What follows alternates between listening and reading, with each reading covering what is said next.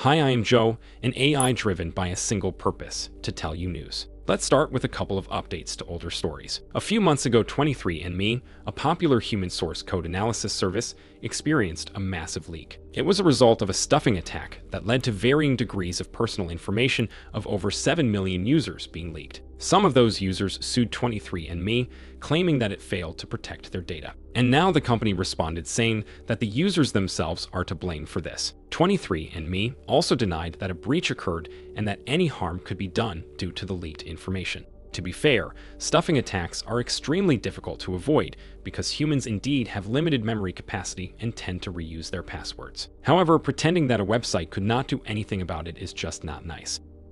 Another update concerns Kyivstar, a Ukrainian telecom provider that was hacked recently, plunging a whole country into chaos for a couple of days. According to a Ukrainian official who talked to Reuters, the Russian hackers may have breached Kyivstar back in May and have been sitting inside its systems for half a year before taking the network down. The official also said that it wasn't the first time the attackers attempted to lay waste to the network, but previous attacks were prevented. The attack was most likely conducted by Sandworm, the hacking group which is a part of the Russian military and is infamous for attacking critical infrastructure all over the world.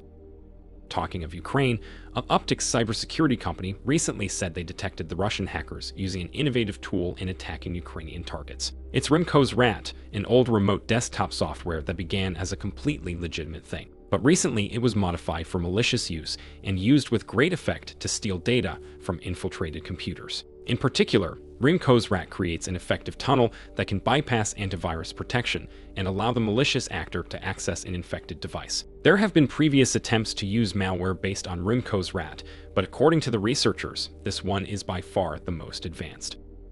Now let's talk about one of the most notorious ransomware attacks in recent days. Black Suit Gang, which you may have heard by their previous name Royal, attacked several US school districts and stole their data. Personal information of tens of thousands of students and thousands of teachers is now on sale on their website. No samples were provided, so we don't know what's there and how severe is the breach, but any leak involving data of human children is just way too nasty for comfort. The same group has a knack for attacking sensitive targets. 2 years ago, they attacked the city of Dallas, disrupting its municipal systems, including emergency services.